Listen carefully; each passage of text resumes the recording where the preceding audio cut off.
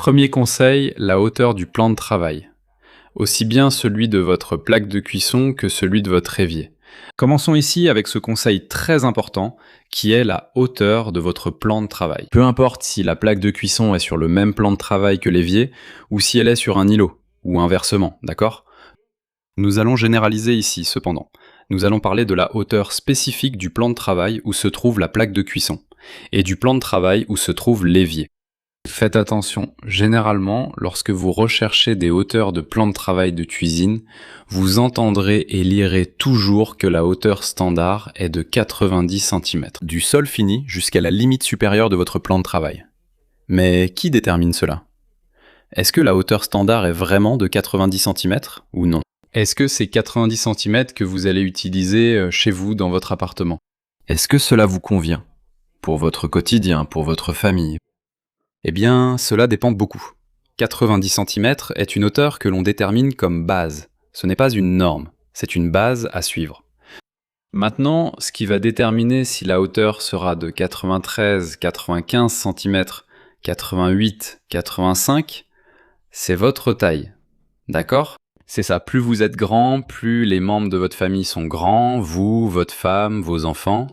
Pour l'utilisation quotidienne de ce plan de travail, aussi bien pour la plaque de cuisson que pour l'évier, il faut aussi que notre plan de travail ait une hauteur finie plus élevée. Je te dis la même chose, mais à l'inverse, quand tu es une personne de plus petite taille, 1m60, 1m70 au maximum, là aussi il faut réduire la hauteur de ce plan de travail de cuisine à 88-87 cm. Car cela influence directement l'ergonomie de ta colonne vertébrale. Quand je parle d'ergonomie de la colonne vertébrale, c'est l'ergonomie de l'agencement, d'accord ? C'est l'utilisation au quotidien que cela va t'apporter pour ta santé. Si tu es de petite taille et que le plan de travail est très haut, tu devras presque te mettre sur la pointe des pieds pour l'utiliser. C'est la même chose dans l'autre sens. Si tu es une personne très grande et que tu as un plan de travail très bas, tu devras, pencher ton corps en avant pour pouvoir utiliser ton plan de travail. Et cela influence directement ta santé, ton bien-être. Alors, premier conseil que je te donne dans cette vidéo, c'est très important, tu n'as pas idée des problèmes que cela peut causer à ta santé dans ta vie quotidienne quand la hauteur de ton plan de travail a été mal dimensionnée, mal conçue, d'accord ? Deuxième conseil, la plainte de ton plan de travail ainsi que sa hauteur et son retrait. Ces deux éléments ici sont automatiquement liés. La hauteur de ton plan de travail et aussi la plainte. Beaucoup appellent cela le socle, n'est-ce pas ? Cette base qui dépasse. Moi je l'appelle la plainte. Ici, chez Arcset, c'est plus facile pour nous de comprendre. Que se passe-t-il lorsque tu n'as pas une plainte bien conçue de la même manière que ton plan de travail ? La plainte, c'est cette base sur laquelle repose ton armoire, ton meuble de cuisine, qu'elle soit faite en maçonnerie ou en menuiserie. Et puis, il y a beaucoup de gens qui mettent la plainte en grès cérame, du même carrelage ou même du même matériau que le plan de travail, la pierre du plan de travail. Je ne veux pas parler ici de l'esthétique de ce détail, de cet élément dont on va parler maintenant. Que ce soit en grès cérame ou en pierre, c'est une autre vidéo, je vous en ai déjà parlé sur la chaîne, mais ce que je veux que vous compreniez, c'est que cette plainte doit avoir une hauteur depuis le sol fini jusqu'à la limite où commencera votre meuble. Premier point. Deuxièmement, il doit aussi avoir une profondeur par rapport à la menuiserie fine. D'accord ? Et la hauteur standard, normalement on utilise une hauteur standard dans les projets, mais c'est vous qui la définissez dans votre projet. D'accord ? Comme pour la hauteur du plan de travail, il existe aussi une hauteur standard pour la plainte. Généralement, dans les projets, on laisse 15 cm à partir du sol fini pour la hauteur de cette plainte, et c'est à partir de là qu'on commence à installer ce meuble sur mesure, notre meuble bas. Donc 15 cm serait une bonne hauteur. Vous pouvez laisser moins ? Oui, il n'y a aucun problème. Si vous laissez plus de 15, vous perdez de la hauteur de meuble. Si vous laissez moins, vous gagnez de la hauteur de meuble. Maintenant, le plus important à mon avis, que vous laissiez 10, 15, 12, 13, c'est la profondeur du retrait nécessaire pour cette plainte. Quand je parle de recul, faites attention.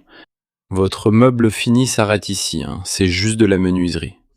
Vous ne pouvez pas aligner votre plinthe exactement avec la menuiserie. Vous devez reculer cette plinthe d'au moins 10 cm, d'accord? Votre menuiserie s'arrête ici, vous reculez votre plinthe d'au moins 10 cm. Vous savez pourquoi?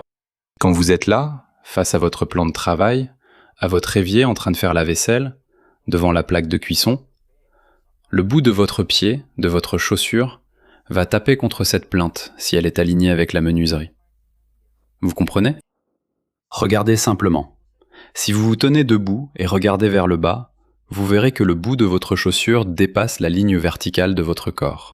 Donc automatiquement, je dois laisser cette plinthe en retrait pour que lorsque j'utilise mon plan de travail, le bout de mon pied puisse entrer dans ce retrait et que cela m'apporte du confort lorsque j'utilise ce plan de travail. Ne laissez jamais le plan de travail aligné, ni votre meuble aligné avec la plinthe. Jamais.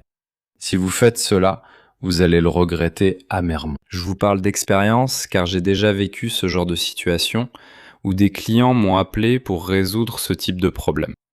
D'accord? Donc cela concerne aussi la santé, l'ergonomie au quotidien pour votre colonne vertébrale, pour votre bien-être. Ces deux premiers points dont je vous ai parlé ici sont automatiquement liés et si vous vous trompez là-dessus, je suis sûr que vous allez le regretter. Le troisième point, je veux parler de l'éclairage de notre cuisine. Et je recommande généralement au moins un éclairage blanc neutre.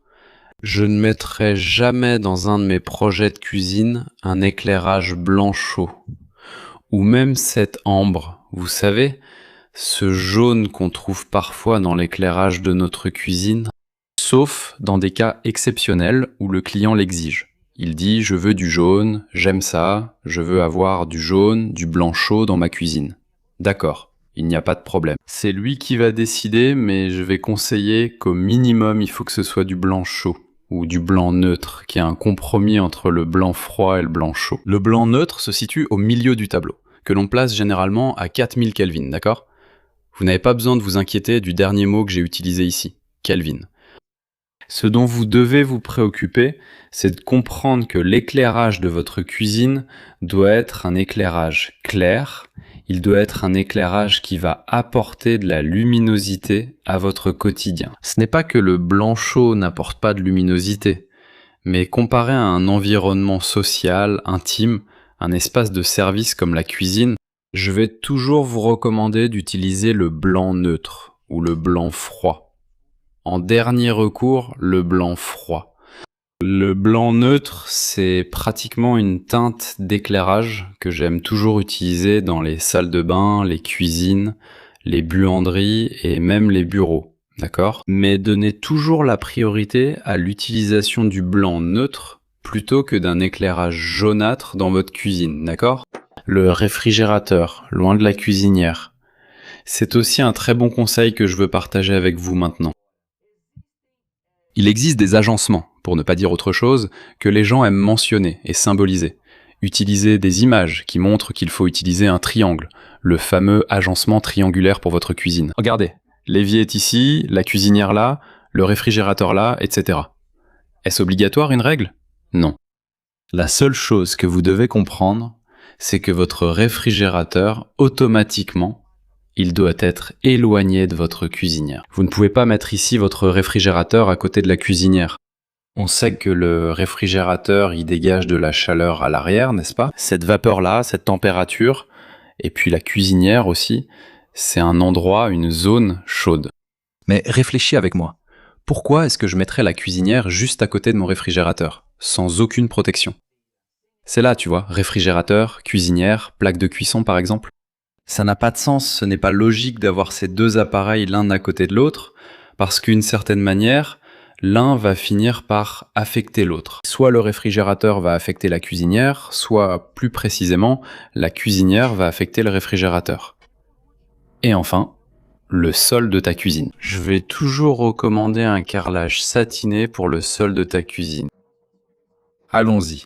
J'ai laissé ce dernier point ici pour vous en parler. L'utilisation du carrelage satiné, du carrelage poli, et même du sol vinyle, il y a des gens qui l'utilisent aussi dans la cuisine, parce que c'est un élément qui divise les opinions, d'accord?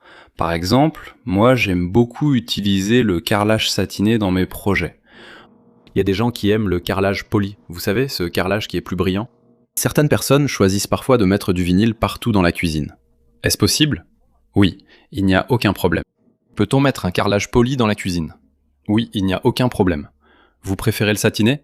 Il n'y a pas de problème non plus. C'est une question de goût. Mais je veux vous apporter ici mon point de vue en tant qu'architecte qui, peut-être, pourra vous aider. Dans la cuisine, pour le sol, il faut avoir une certaine adhérence, une certaine sécurité lorsque l'on marche sur ce revêtement. Si par exemple, vous venez de passer la serpillière sur votre sol, le sol poli a tendance à être il est plus susceptible de vous faire glisser par rapport à un sol satiné. Donc c'est un point que vous devez analyser au moment de choisir entre un sol poli ou satiné. Le sol en vinyle est-il adapté pour une cuisine? Ça dépend. Je vais vous donner un autre point de vue ici. Avez-vous l'habitude de laver le sol de votre cuisine? De vraiment jeter de l'eau sur le sol de la cuisine? Dans ce cas, je ne recommanderais pas le sol en vinyle pour vous. Optez pour le satiné ou le poli, d'accord? Mais surtout le satiné. Donc c'est une question de goût. Il n'y a pas de règle stricte, cela dépend de l'usage. Si vous nettoyez souvent votre cuisine, optez pour un carrelage satiné. Si vous nettoyez de temps en temps, mais que vous aimez utiliser beaucoup d'eau quand vous le faites, optez pour un carrelage poli, un grès cérame poli. Maintenant, si vous êtes ce genre de personne qui, de temps en temps, passe juste un petit chiffon, qui n'utilise pas beaucoup la cuisine donc elle ne se salit pas souvent, et que vous voulez mettre le même vinyle que vous avez mis dans le salon uniquement dans votre cuisine, c'est très bien aussi, il n'y a aucun problème, d'accord? Ça s'intégrerait bien dans votre projet. Donc ce sont des points de vue que vous devez analyser pour choisir lequel vous allez utiliser pour le sol de votre cuisine.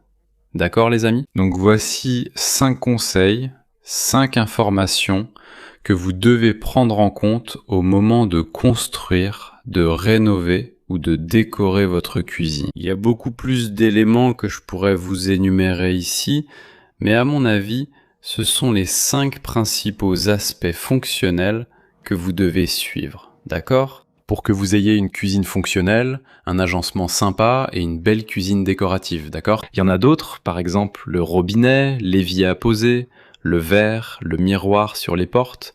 On peut en parler dans une autre vidéo. Mais ceux-ci, vous devez les suivre. À mon avis, vous devez suivre ces conseils pour avoir une cuisine sympa, d'accord? J'espère que ce contenu vous a plu. Si vous avez aimé, partagez avec vos amis, avec toutes les personnes que vous connaissez pour qu'on puisse transmettre cette information que je viens de vous donner dans cette vidéo à beaucoup de monde, d'accord? Laissez votre like et je vous attends dans notre prochaine vidéo. À bientôt!